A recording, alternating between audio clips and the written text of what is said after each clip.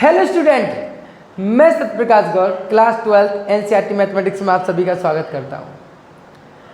जैसे कि आप जानते हो, हमने पहले लेक्चर में संबंध और संबंध के प्रकार यानी चैप्टर नंबर फर्स्ट क्लास 12 का स्टार्ट किया था, जिसमें हमने पहले लेक्चर में बात की थी कि संबंध क्या होता है।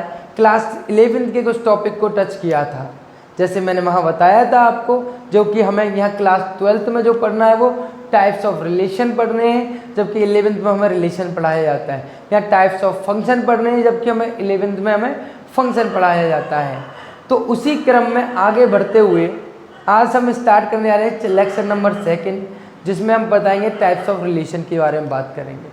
बड़े आराम से पढ़ेंगे, जैसे आपसे प्रॉमिस किया था कि आज से एक बार ध्यान से पढ़ना, रिलेशन का और फंक्शन का डर हमेशा के लिए निकल जाएगा, कोई दिक्कत नहीं आएगी। लेकिन जिन बच्चों ने मेरा पहला लेक्चर अभी तक नहीं देखा है, वो पहले लेक्चर को जाकर देखें। मेरे डिस्क्रिप्शन में उसकी लिंक पड़ी हुई है, आप जाकर पहले लेक्चर को पहले ज़रूर देखें। पहले वहाँ से समझ में अगर आप बेस मजबूत होगा तो फिर पढ़ने का मज़ा ही कुछ और होता है। ओके, और अब मैं यहाँ पर थोड़े से टाइप्स ऑफ रिलेशन में थोड़ा सा एक्स्ट्रा बता के चलूँगा, क्योंकि हमें यहाँ पर केवल जो पढ़ना है उससे थोड़ा सा और एक्स्ट्रा मैं आपको बता के चलूँगा। हो सकता है आपको लगे कुछ ज़्यादा पढ़ा रहे हैं, हमें तो सिर्फ क्लासों में हमारे स्कूलों में इतना पढ़ाया जाता है। लेकिन देखो, मैंने आपसे प्रॉमिस किया था कि हम बेस मजबूत करके चलेंगे। हम नॉलेज के लिए पढ़ रहे हैं डियर, पेपर के लिए नहीं पढ़ रहे हैं। पेपर के लिए पढ़ने वाले और बच्चे होते हैं, लेकिन हम किसके लिए पढ़ रहे हैं? नॉलेज के लिए, अपने आप को बेहतर बनाने के लिए। ठीक है, तो उसी क्रम में हम आगे बढ़ते हुए हम जा रहे हैं कि टाइप्स ऑफ रिलेशंस। क्या पढ़ेंगे आज हम? Types of relation. मुस्कुरा कर सारी टेंशनों को दूर छोड़ दो, फोकस यहाँ पर रखो बस। देखो फिर पढ़ने का मजा क्या होता है कि टाइप्स ऑफ रिलेशन, संबंधों के प्रकार। क्या है बेटा? संबंधों के प्रकार, जिसमें हमने क्या किया था? पहला हमने लिया है एम्प्टी सेट, यानी रिक्त समुच्चय। रिक्त समुच्चय क्या होता है, एम्प्टी सेट क्या होता है, तो जान लेते हैं। किसी समुच्चय ए पर परिभाषित संबंध R, परिभाषित संबंध R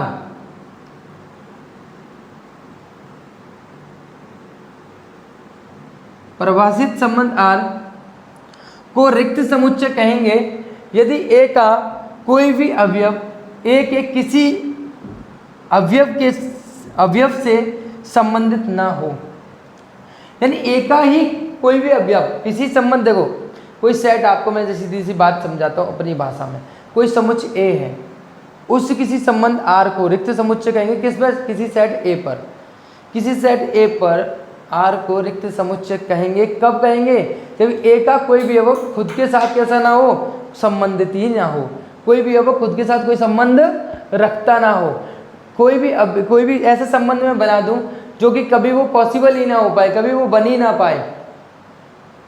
तो कभी भी ऐसे सेट जो कि कभी मान्य नहीं हो सकते। कह सकते हम कि मान लो फॉर एग्जाम्पल हमने एक सेट बनाया अपने देश की, भारत की देशों की राजधानी, इंडिया के देश की राजधानी, और हम उसमें रख दें भैया इंग्लैंड की कोई राजधानी, हम रख दें कोई अमेरिका की कोई राजधानी।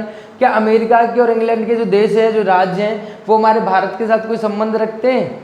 राजधानियों में मैं कहूँ भारत की राजधानियों को कोई संबंध रखेंगे? नहीं रखेंगे ना। तो ऐसे सेट जो कि कभी पॉसिबल ही ना हो पाए, यानी कोई खुद से खुद का कोई संबंध ही ना हो, तो वो कैसे कहलाते हैं? रिक्त समुच्चय कहलाते हैं। कैसे कहलाते हैं? रिक्त समुच्चय। यानी R इज, कह सकते हैं, या तो आप ऐसे कह सकते हो, यानी आप इसको ऐसे दर्शा सकते हो, wait,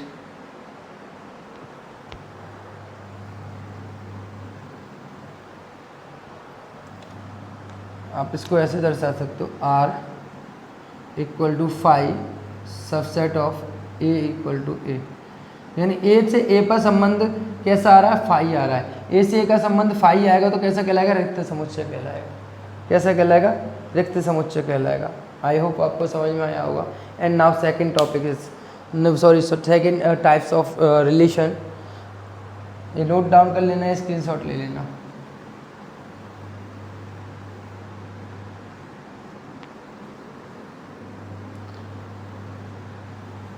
second one is universal relation, यानी सार्वत्रिक समुच्चय। सार्वत्रिक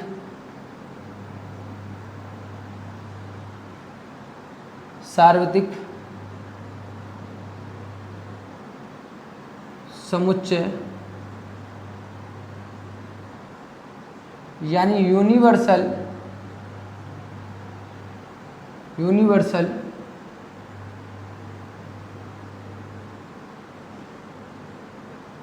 रिलेशन यानी सार्वत्रिक समुच्चय। आ relation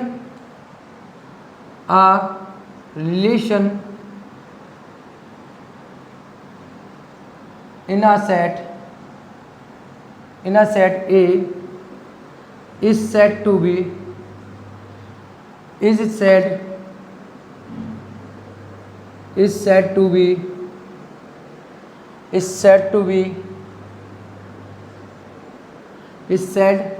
be universal relation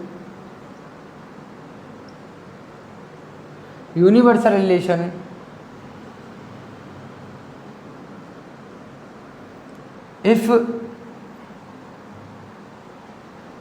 each element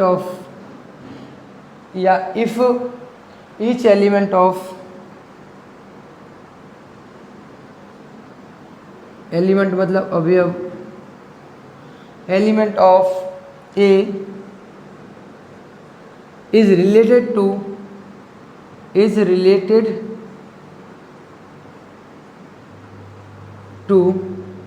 every element of A is related to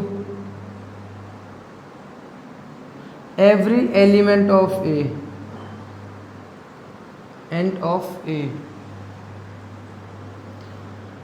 यानी एक relation A relation in a set A is said to be a universal relation if each element of A is related to every element of ए।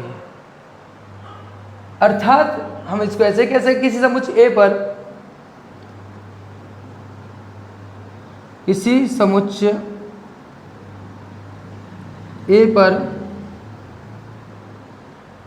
समुच्चय ए पर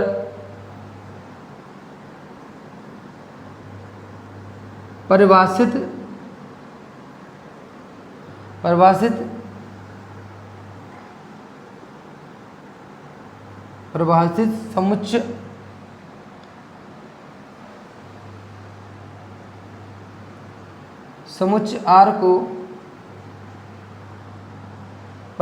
समुच्चय are को सार्वत्रिक समुच्चय कहेंगे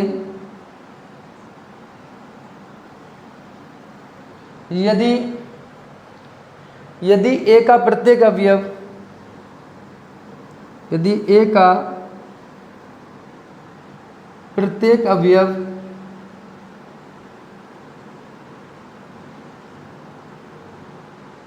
ए के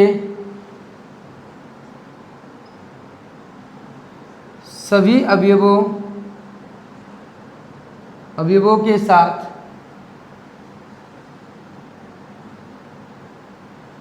संबंधित हो,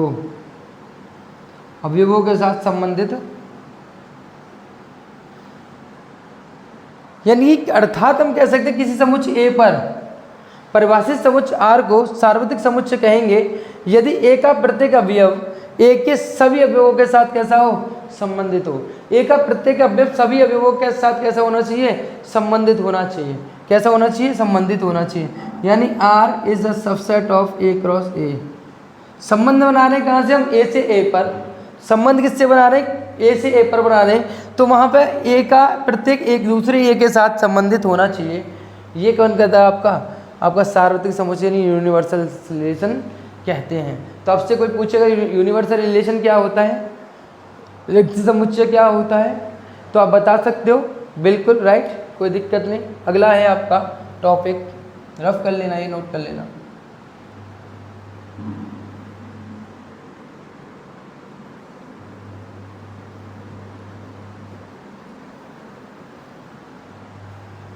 अगला है आपका तस्मक संबंध, नंबर 3। तस्मक यानी तस्मक को क्या बोलते हैं बेटा, आइडेंटिटी रिलेशन। संबंध आइडेंटिटी रिलेशन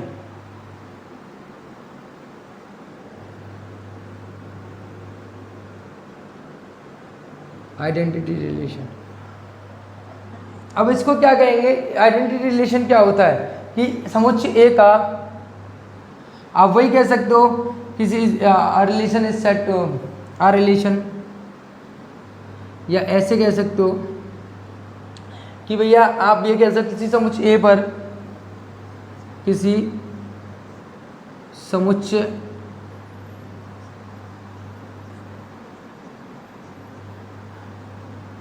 समुच्चय ए पर परिभाषित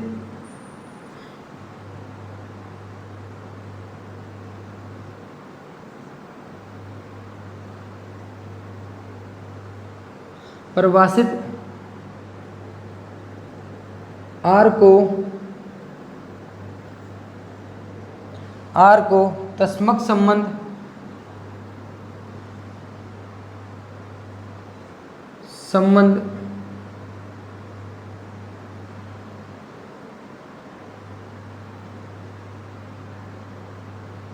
संबंध कहेंगे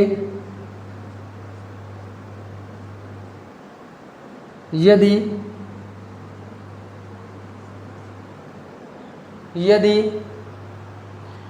क्या होना चाहिए?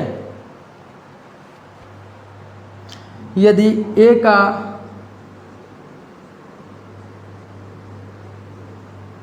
प्रत्येक अवयव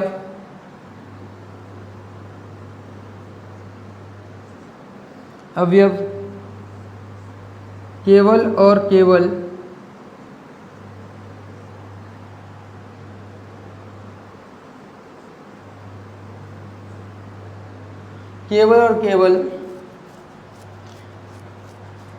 अपने आप से संबंधित हो।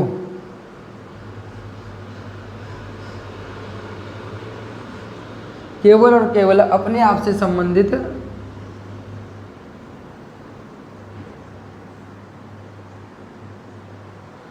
किसी समुच्चय ए पर परिभाषित आर को तस्मक संबंध कहेंगे यदि ए का प्रत्येक अवयव केवल और केवल अपने आप से संबंधित हो।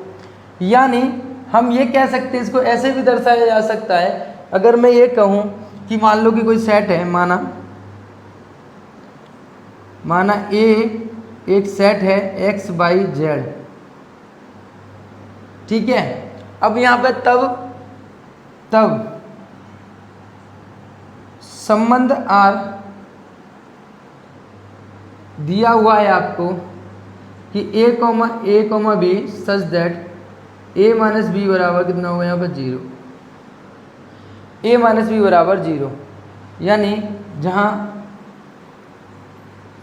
ए कॉमा बी बिलोंग्स टू कहाँ ए, दोनों अवयव किसके ए के हैं। यानी ए माइनस बी एक रिलेशन दिया हुआ है कि एक दोनों और एलिमेंट कहाँ से लेने हैं, एक्स वाई जेड पर से लेने हैं, ये लेने। अगर मैं संबंध बनाने जाऊंगा तो कंडीशन क्या है कि ए माइनस के बी लिखा हुआ है। क्या लिखा हुआ है बेटा? ए माइनस के बी लिखा हुआ है, हाँ या ना? ए माइनस के बी लिखा हुआ है, तो अगर हम इसको ऐसे ले आते हैं ए माइनस बी को, ए माइनस के बी बराबर कितना होगा 0, तो ए बराबर कितना आ गया यहाँ पे बी, यानी ए और बी दोनों एलिमेंट किसके, दोनों ही ए से लिए जाएंगे, कैपिटल ए से लिए जाएंगे। यानी अगर मैं एक्स कितना लेता हूँ, ए लेता हूँ, तो बी भी कितना हो जाएगा, एक्स ही हो जाएगा। वाई अगर मैं ए लेता हूँ तो बी भी कितना हो जाएगा, वाई हो जाएगा। जेड अगर मैं ए लेता हूँ तो वो भी कितना हो जाएगा, ए हो जाएगा। यानी इसके जो रिलेशन बनेंगे वो कितने बनेंगे बेटा, एक्स कॉमा एक्स, रिलेशन जो बनेंगे X comma X, Y comma Y, Y comma Y और जेड कॉमा जेड। अब तुम कहोगे सर इसमें और उसमें संबंध में क्या फलन है? अभी और यूनिवर्सल में भी यही बोला था कि प्रत्येक अवयव संबंधित होना चाहिए खुद से, एवरी एलिमेंट ऑफ ए से, समझ रहे हो, ए का ए से संबंधित होना चाहिए। मैंने क्या कहा है, खुद का बस खुद से ही हो, एक्स का एक्स से, वाई से वाई से, जेड का जेड से। जब एक्स का एक्स से, वाई का वाई से, जेड का जेड से, पी का पी से, क्यू का क्यू से होगा, ऐसे संबंध को क्या कहा जाता है। अब एक्स किसी वाई से संबंध नहीं रखेगा, एक्स किसी जेड से संबंध नहीं रखेगा, वाई एक्स से संबंधित नहीं रखेगा। अगर एक्स वाई से संबंधित रखता है, एक्स और बाई एक्स से संबंधित रखता तो ये तस्मक संबंध कभी कहलाता नहीं। समझ रहे? तो एक का प्रत्येक अवयव केवल और केवल अपने आप से संबंधित रखना चाहिए। ऐसे संबंध को क्या कहा जाएगा? आपका तस्मक संबंध, आइडेंटिटी रिलेशन कहते हैं। क्लियर है? अब आगे हम चलते हैं। अगला टॉपिक है हमारा, जो हमारा मोस्ट इंपॉर्टेंट, जो हमें एग्जाम के पॉइंट ऑफ व्यू से पढ़ना है, वो है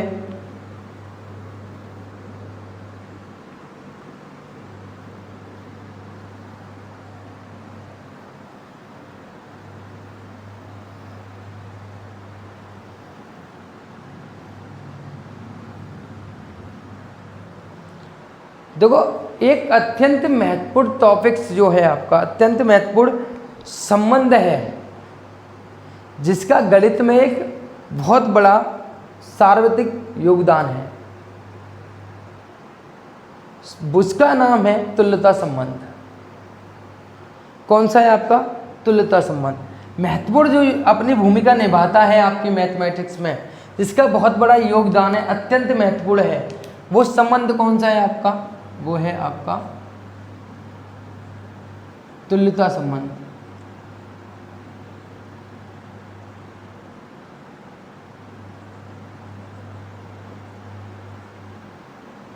यानी तुल्यता संबंध को इंग्लिश में बोला जाता है बेटा आपका इक्विवेलेंस रिलेशन।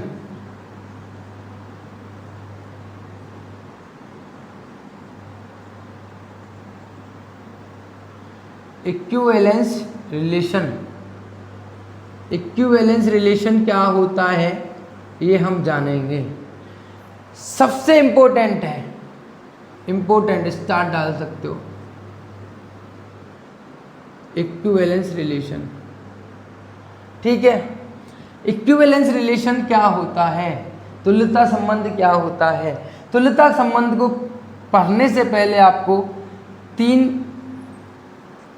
और संबंधों के बारे में, संबंधों के बारे में पता होना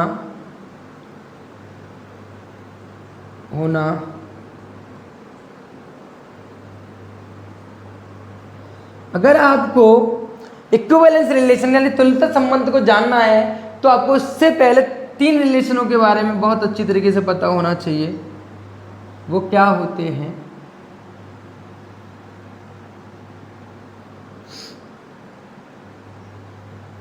नंबर एक रिफ्लेक्सिव, नंबर 2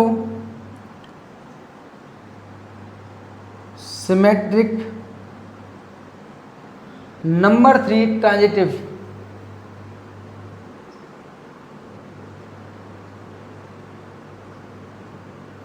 नंबर 3 आपका कौन सा है? ट्रांजिटिव। नंबर 3 ट्रांजिटिव यानी इसको बोल सकते हैं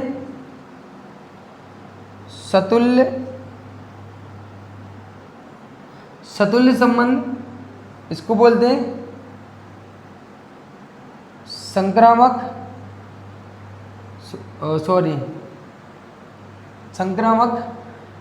या उल्टा लिख दिया मैंने, इसको बोलते हैं हम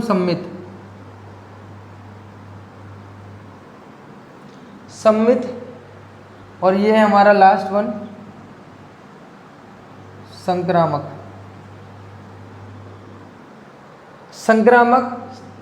सतुल्य,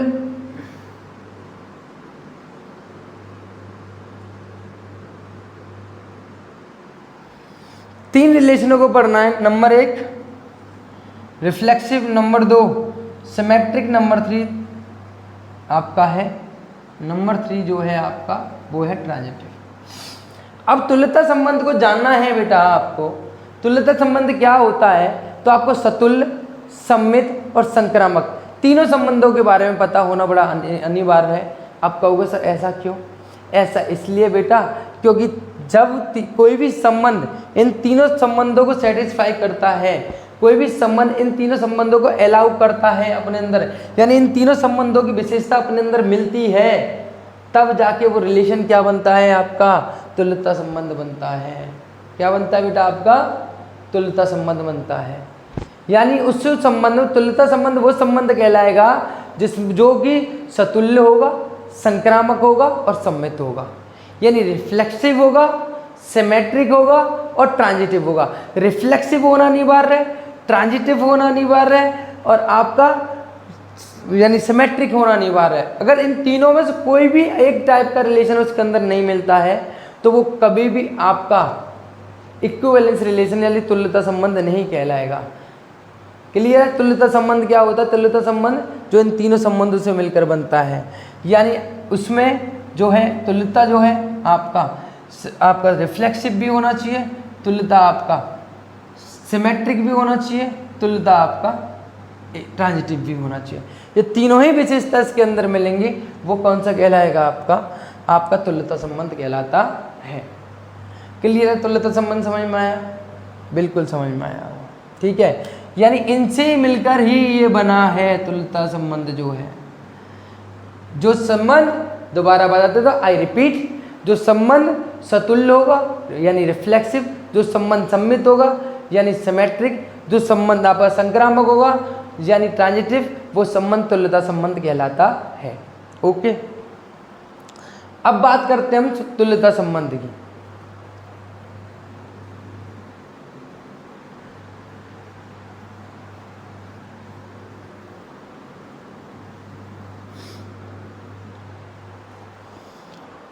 सतुल्य संबंध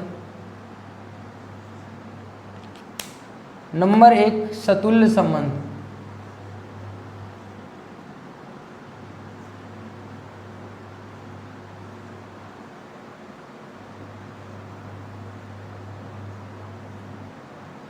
यानी हम बोल सकते हैं रिफ्लेक्सिव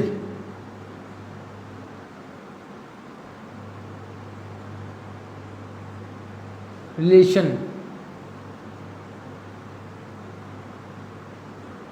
रिफ्लेक्सिव रिलेशन क्या होता है ये हमें जानना है।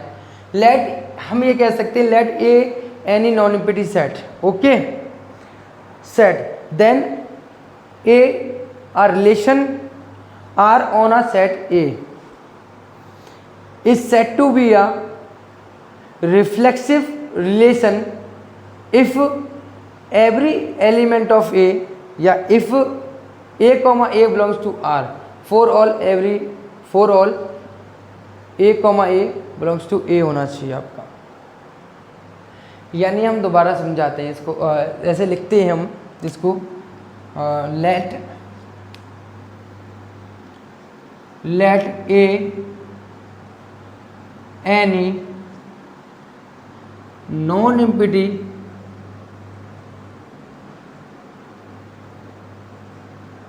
set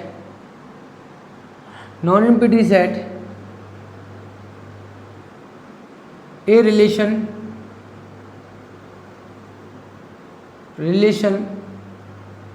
R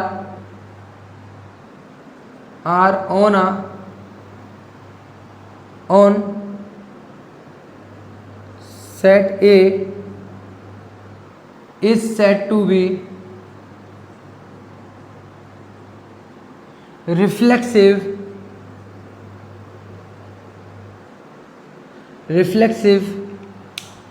if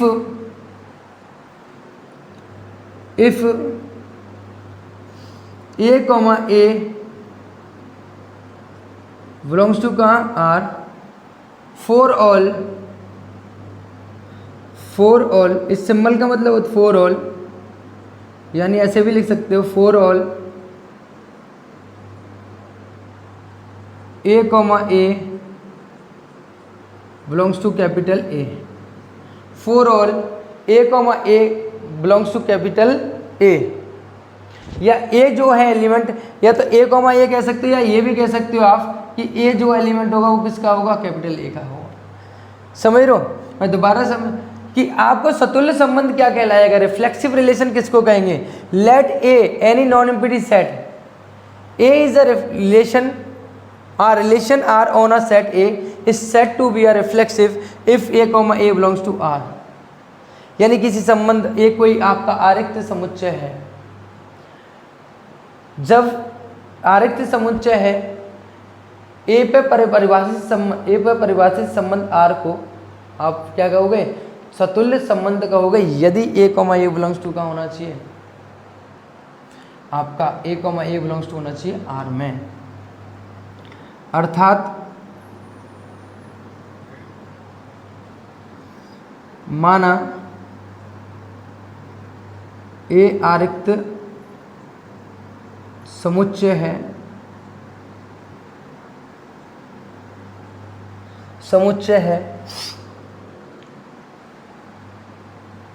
ए पर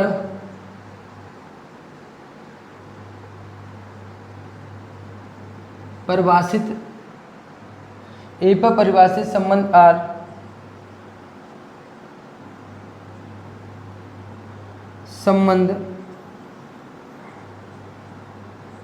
आर को सतुल्य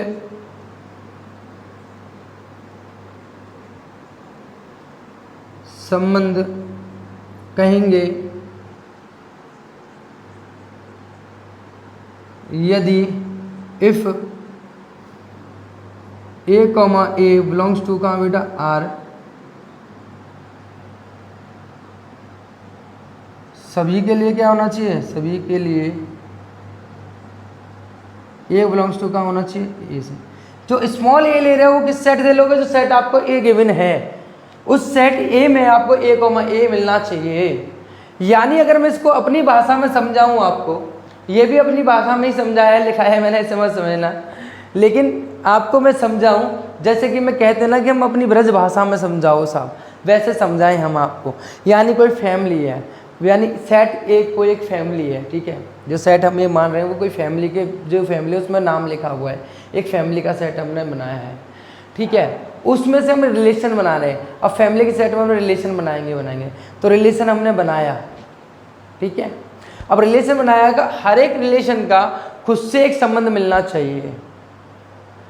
यानी अगर मैंने मानो फॉर एग्जाम्पल मैंने ए लिया, मैंने मान लो ए लिया, ए से अगर मैं रिलेशन बना रहा हूँ, क्या है बेटा, 1 2 और 3 ये बना रहा हूँ, और मुझे संबंध ढूंढना है अगर ये कैसा है, सतुल्य है या नहीं है, तो इसमें मुझे क्या मिलना चाहिए, 1,1 2,2 यानी 3, खुद का खुद से संबंध होना चाहिए। प्रत्येक अवयव का ए के प्रत्येक अवयव का खुद के साथ संबंधित होना जरूरी है, अनिवार्य है, तभी कैसा कहलाएगा, सतुल्य संबंध कहलाता है। राइट, समझ में आया।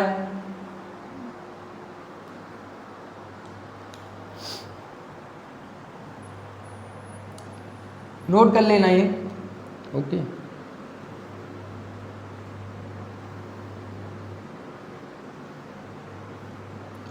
अगला है आपका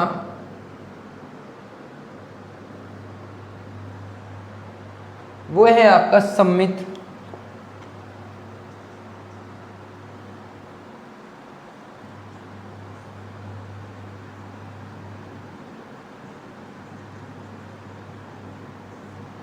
सम्मित संबंध यानी सिमेट्रिक रिलेशन, इसको लिख सकते हैं हम, कह सकते हैं माना ए कोई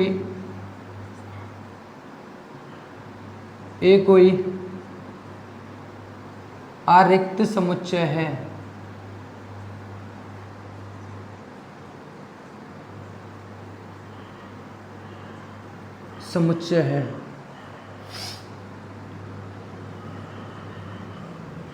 ए पर परिभाषित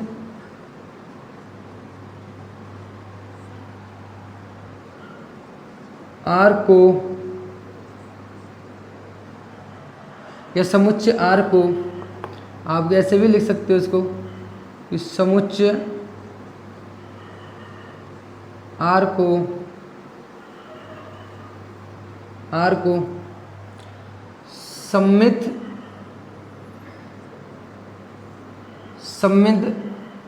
संबंध कहेंगे यदि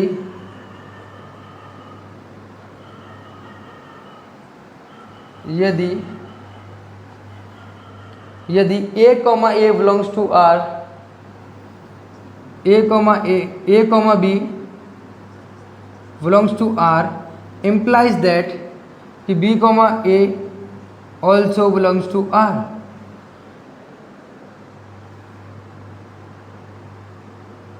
A comma A which also belongs to R. For all A comma B belongs to कहाँ बेटा A comma B कहाँ से लेने पड़ेंगे? जो सेट आपको दे रखा है, जो सेट आपने लिया हुआ है, आपको मिला हुआ है, उस सेट के दो एलिमेंट A comma B हैं। यदि A comma B मिलता है R में तो B comma A भी उस R में मिलना चाहिए, तभी क्या कहलाया जाएगा? आपका सम्मित कहलाया जाएगा, अन्यथा नहीं कहलाया जाएगा। यानी अगर हम कह सकते हैं यहाँ पर ये कि फॉर एग्जांपल मैंने लिया कोई सेट आपका 1, 2, 3 और 4। अब मैं रिलेशन बना रहा हूँ, रिलेशन बनाया मैंने, मानो फॉर एग्जांपल कोई भी बनाया है ना, और मैंने कोई भी बनाया तो फॉर जैसे कि मैंने यहाँ कहा कि 1, 2 एक रिलेशन में आया, तो 1, 3 ये भी रिलेशन में है, तो 1, 2 अगर रिलेशन में मिल रहा है तो 2, A भी उस रिलेशन में मिलना चाहिए। ऐसे कह सकते हैं हम। अब 1, 3 उसमें मिल रहा है तो 3, 1 भी उस रिलेशन में मिलना चाहिए। 1, 4 अगर रिलेशन में मिल रहा है तो 4, 1 भी उसमें मिलना चाहिए। 5, 6 अगर रिलेशन में है तो 6, 5 भी उस रिलेशन में भाग होना चाहिए, तभी क्या कहलाएगा? आपका सम्मित संबंध कहलाएगा। यानी 6, 7 अगर रिलेशन में है तो 7, 6 भी उस रिलेशन में होना चाहिए, तभी क्या कहलाएगा? आपका सम्मित संबंध कहलाता है। राइट? कोई दिक्कत किसी प्रकार की कोई समस्या नहीं होनी चाहिए और नहीं आएगी। अगला है हमारा, चलते हैं हम संक्रामक।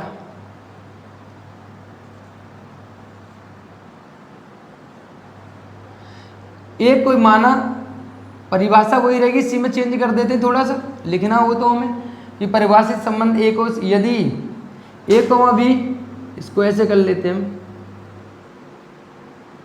यहाँ से रफ करके हम लिख लेते हैं A, B belongs to R और B, A also belongs to R and implies that B, C belongs to R implies that A, C also belongs to R for all A, B, C कहाँ से ले जाएंगे? जो set आपको दिया हुआ है। इस सिंबल का मतलब जानते हो? बिलोंग्स टू बोलते हैं। बिलोंग्स टू मतलब इसमें जो ए सी किस में मिलना चाहिए? संबंध आर में मिलना चाहिए। यानी ए बी सी अगर किसका होगा? ए का होगा। किसका भाग होगा बेटा? ए का होगा। राइट? यानी सर इससे समझ में नहीं आया, आपने क्या कह दिया? मैंने कहा माना ए कोई आरिक्त समुच्चय है, ए पर परिभाषित समुच्चय आर को सम्मित संबंध कहेंगे यदि A, B belongs to R, B, C belongs to R, तो इम्प्लाइज दैट क्या करना चाहिए कि A, C also belongs to R होना चाहिए। सर समझ में नहीं आया, एक एग्जाम्पल से समझाओ। मैंने कहा लो बिल्कुल, अब मैं तीनों संबंधों को एक एग्जाम्पल से समझाता हूँ। पहले तो इसका छोटा सा एक एग्जाम्पल देता हूँ। मैंने मान लो 1, 2 कहाँ मिल रहा है? आपका R में मिल रहा है, और 2,1 कहाँ 2,4 कहाँ मिल रहा है बेटा? आपका वो भी R में है। तो अगर संक्रामक होगा तो 1,4 मैंने 1,4 कहाँ मिलना चाहिए बेटा? आपको 1,4 भी कहाँ मिलना चाहिए? संबंध R में मिलना चाहिए, तब भी क्या कहलाएगा? आपका संक्रामक कहलाएगा। अब मैं इसको एक एग्जाम्पल से समझता हूँ, रियल एग्जाम्पल लेके चलेंगे हम थोड़ी देर। समझना है यहाँ पे कि मान लो कि ये कौन है बेटा? ये है आपका श्याम है कोई, मान लो। कौन है ये भाई साहब? ये गबरू जवान एकदम, यूँ मान लो अट्ठे कट्टे पहलवान, जिम जाते हैं आराम से, समझ लो। अब ये पहलवान बन चुके हैं, पूरे फैट इनको पूरा हैवी हो रहा है इनका। ये शाम है भाई साहब। और ये मान लो ये भाई साहब, ये मान लो ये ज़्यादा ये काफ़ी दिनों से जिम जा रहे हैं, इनका पता नहीं बॉडी तो बनी नहीं, लेकिन ये तंदुरुस्त पूरे हो गए, है ना। ये मान लो ये भाई साहब कोई राम है, क्लियर है? ये राम है। अब मैंने कहा कि हर एक व्यक्ति का खुद से एक संबंध होना चाहिए, रिफ्लेक्सिव मतलब उसका प्रतिबिंब ही होना चाहिए। यानी हर एक व्यक्ति का खुद से एक संबंध होना चाहिए और हर एक व्यक्ति का होना ही अनिवार्य है। अगर शाम का खुद से एक संबंध है, जो संबंध में बना रहा है वो उससे खुद से सेटिस्फाई कर रहा है, वो संबंध वो उस लिस्ट में खुद आ रहा है, यानी वो संबंध कैसा कहलाएगा आपका, रिफ्लेक्सिव कहलाएगा। दूसरा कि अगर जो संबंध राम का है श्याम से, वही संबंध किसका होगा, श्याम का राम से होना चाहिए। बात तो वही है सर। मान लो कि श्याम का राम क्या है, भाई है, श्याम का राम भाई है, तो राम भी भाई का, राम का श्याम क्या हुआ, ये भी तो भाई हुआ ना, हाँ या ना। एक संबंध बना रहा हूँ भाई भाइयों का, तो मैंने लिखा भाई श्याम और राम आ जाएंगे उसमें, दोनों भाई भाई हैं। क्या राम और श्याम नहीं आएंगे, राम और श्याम भी आएंगे। जो संबंध श्याम का राम से है, वही संबंध राम का किससे हो जाएगा, श्याम से हो जाएगा। राइट, क्लियर है। अब मान लो ये भाई साहब हमारे और तीसरे वाले थे, ये भाई साहब तेरे नाम मांग काट कर एकदम फुल फॉर्म में पूरे एकदम, इनका मान लो इनका नाम है मुकेश। क्या है बेटा, मुकेश। अब मेरी बात समझना, जो श्याम का संबंध किससे, राम से, राम का संबंध वही संबंध किससे, मुकेश से। बात समझना, जो संबंध श्याम का है राम से, जो संबंध है वही संबंध किसका है, राम का मुकेश से है। ध्यान से समझना, आई रिपीट दोबारा से, कि जो संबंध श्याम का किससे, राम से है, वही संबंध राम का किससे हो जाएगा, मुकेश से हो जाएगा। तो आप एक चीज बताइए, श्याम का भाई कौन है, राम, राम का भाई कौन हो जाएगा, मुकेश। क्या उस संबंध में, भाई वाले संबंध में श्याम का संबंध वही मुकेश से नहीं हो जाएगा, हो जाएगा या नहीं हो जाएगा। आप कहोगे सर बिल्कुल हो जाएगा, क्योंकि श्याम का भाई हुआ राम, राम का भाई हुआ मुकेश, तो मुकेश और श्याम आपस में कैसे हो गए, ये भी कैसे हो गए आपस में, ये आपस में हो चुके हैं बेटा भाई भाई। इसी संबंध को जब एक का दूसरे से, दूसरे का तीसरे से होता है, वही पहले और तीसरे का संबंध अगर सेटिस्फाई होता है, तो वो संबंध कैसा कहलाता है, आपका संक्रामक कहलाता है। क्लियर है। अब मैं एक क्वेश्चन के साथ में इसको लेकर चल रहा हूं और आपको समझाने का प्रयत्न करता हूं। राइट, और तीनों को सेटिस्फाई करेंगे हम यहाँ पे एक उदाहरण के साथ।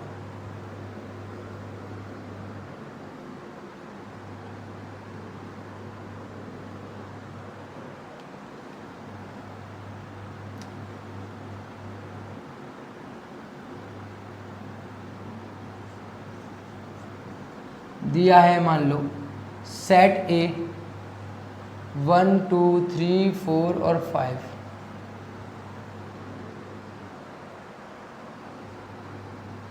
दर्शाइए, ऐसे मान लो क्वेश्चन ऐसे लेते हैं, दर्शाइए किसी सेट, किसी समुच्चय, समुच्चय ए बराबर 1 2 3 4 और 5,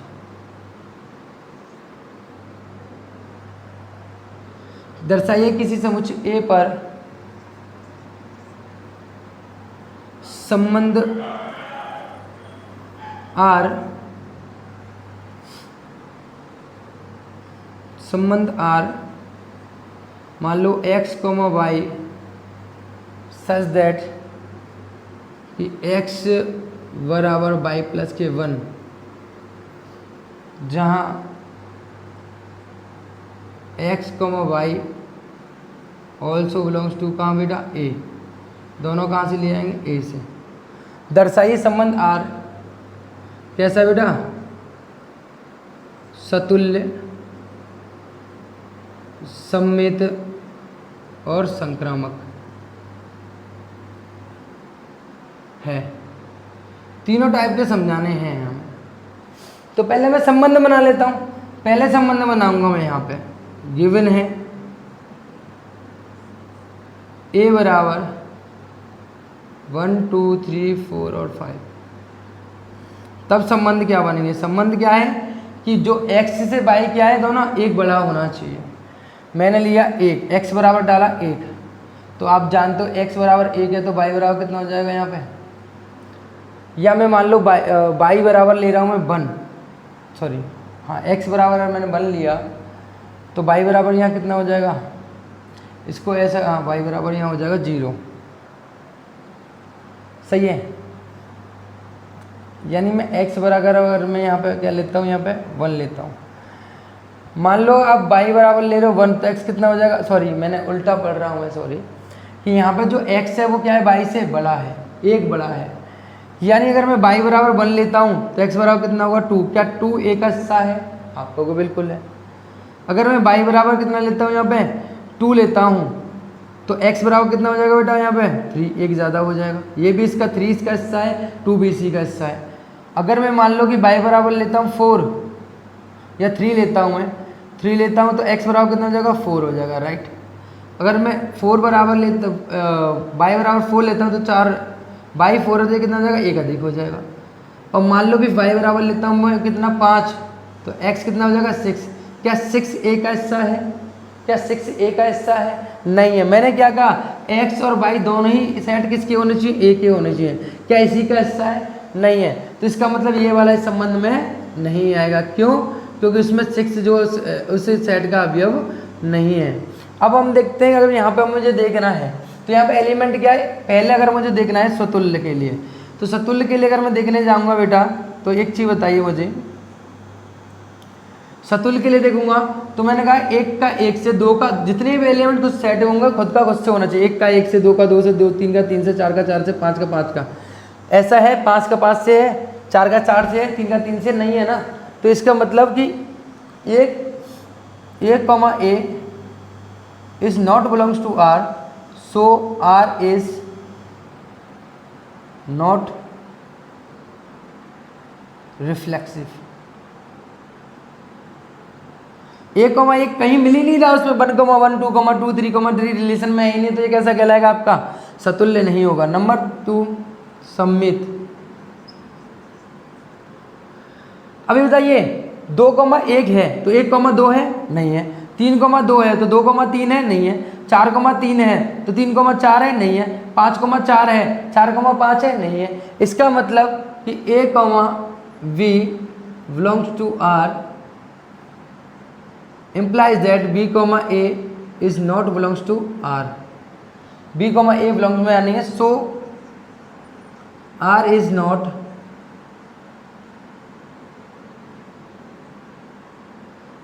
symmetric.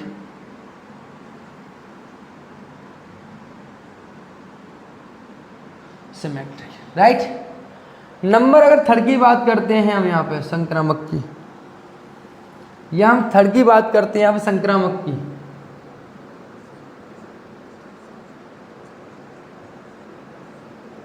संक्रामक की बात करते हैं तो आपको पता है क्या 2,1 है, तो यहाँ तो बात ही लागू नहीं हो रही, क्योंकि यहाँ पे क्या होना चाहिए था, a, b belongs to R, यानी 2,1 तो है मान लो, b, c, यानी 2,1 है तो 1, कुछ और होना चाहिए था। 3,2 है तो 3,2 है तो ऐसा कर लेते, चलो 3,2 है तो 2,1 है, इसमें बिलोंग्स टू R, ठीक है। 3,2 बिलोंग्स टू R और 2,1 belongs to R, implies that क्या होना चाहिए था बेटा कि a, c also belongs to R, लेकिन ऐसा तो नहीं है। So R is not transitive.